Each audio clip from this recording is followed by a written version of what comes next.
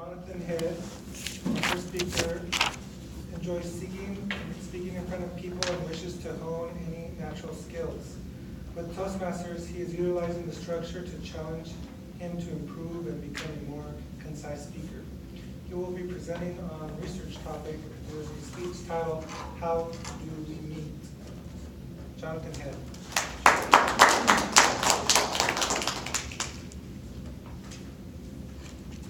So, my name is Jonathan, and I just like to ask everybody, how do we meet? How do we meet? And so let's think about this in terms of relationships. Those of us that are married, how did you meet your significant other? This is a rhetorical question. How did you meet your significant other? Right? Did you meet them by chance? Did you meet them maybe in school, maybe at work? And those of us that are single, how do we plan on meeting somebody? What methods do we hope to use? What techniques? Distinguished Toastmasters, fellow Toastmasters, guests. What I want to talk to you guys a little bit about is this process of meeting new people in life. Because in this day and age, there are multiple ways to introduce ourselves to new people, and I think it's an interesting thing to discuss and research about. And after researching and trying to discover empirical data on exactly how people connect and meet new people, especially in forms of relationships, what I realized is that nobody really knows. Nobody knows. There's really no clear-cut way to meet an individual, especially if you're trying to meet them in terms of relationship. And what I discovered also is there's a few surveys that are out there that kind of talk about a small sample size that give you an idea of some patterns. And there's some journals that are published on the topic, but there's no concrete data that talks about exactly how you can meet somebody. And it's interesting to see that there's nothing concise on how you meet somebody when marketers currently have the technology to obtain a digital fingerprint of exactly who you are when you go on the internet and submit ads that cater exactly to what you think you may need. Yet, I can't even find out who my next boo is, right? So with that, we can understand that it is interesting how we really don't know how we connect with people, and it gets a little nerve-wracking for those that may be single. But hope is not lost. It's noted there is a journal that was released by the American Sociological Review, and they state that the number one way to meet somebody in life is through somebody else, right? Through a friend or an associate. And when you introduce somebody to another person, there's a natural inclination to show interest because you would assume that person is introducing, knowing that you guys may be a potential match. And it's roughly 38%. There's a 38% average of those people connecting, right? When you're introducing with somebody, that's the highest rate, is at 38%, right? It's a little discouraging, but that's the number. They also pointed out, which is another interesting fact, is that meeting people through this medium, through other people, as well as the whole bar and club scene, those numbers over time have been relatively consistent in terms of how people connect with one another. So we're looking at that 35% range through friends, and about 20% chance of you meeting somebody in the whole bar and club scene. Another thing that's interesting is through the emergence of technology, now we have another option that's available, which is through online. And with online dating being a mechanism to meet somebody, its increase has led to a decrease in more traditional ways of meeting people. For instance, a lot of people used to meet in school. A lot of people met maybe in a neighborhood that they lived in. A lot of people met perhaps in a social or a religious affiliation. And some people even met at work, right? But those numbers are dropping due to the increase of the internet.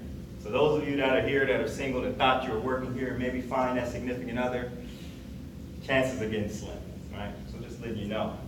Now, what I did was I realized we can break this down into two categories, right? So it's basically online, and it's in real life, or IRL as some people call it. Now, in real life, we have to focus on the ways that you can increase your efficiency, right? How do you effectively meet somebody new since I'm taking this path? I don't want to do online. I want to meet somebody in real life. What can I do? So what we know is the highest probability, of course, is through other people, but also a method is common interests, things that you enjoy, your passion, something that you love. So naturally, if you love something and you attend an event or you participate in something that you're passionate about, if you meet somebody there that has that same passion, the ice is broken. It's easy for you to communicate and get involved with meeting somebody under those circumstances. And then, of course, when meeting somebody else through other mechanisms, like some introduction, that's easy because it's just like getting a job. If somebody is to introduce you in the job, if I worked here and I recommended, hey, I know somebody great, there's a higher likelihood that you'll get hired. Same thing when you're introducing somebody for a connection.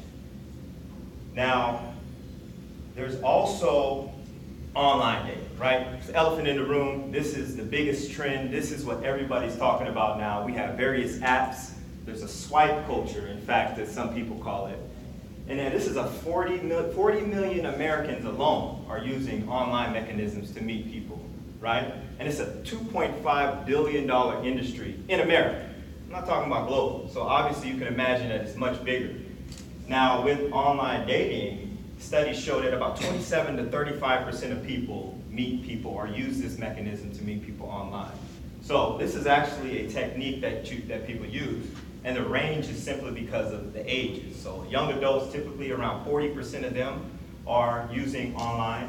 And people, middle-aged individuals, maybe around the 20% range, but it's increased 9% over the last 2 years. So you can see a trend that's occurring.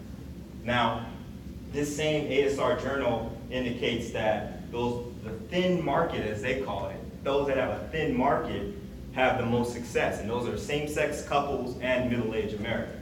And the reason why that is because you can target specifically the individuals that you have an interest in. You kind of eliminate the barrier to entry that some of those may have. Now, just as an anecdote, I've tried them both, right? I've tried online dating. I've also tried the real life experience. And what I can say is that online has some pros, right? It's convenient. You're at home. You're just working your thumb, right? You're swiping. It's pretty easy. But when you meet somebody in real life, there's nothing like that connection. Nothing like the connection. So this ASR journal also discussed that there's a correlation between technology increase and the increase of depression and loneliness in society. So ironically, as online dating is popular, so is loneliness and depression. So I don't know if this is a good or bad trend. Who knows? What I do know is that those of us that are single, we have techniques, we have ways that we can meet somebody new. And those that are married in relationships, consider yourselves lucky. Toastmasters.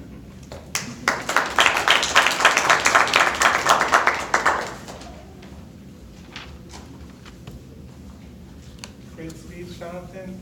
I happen to be probably 1% of how I met my wife.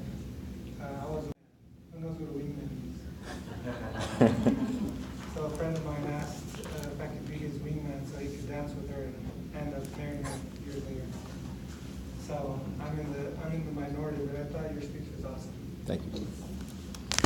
Our next speaker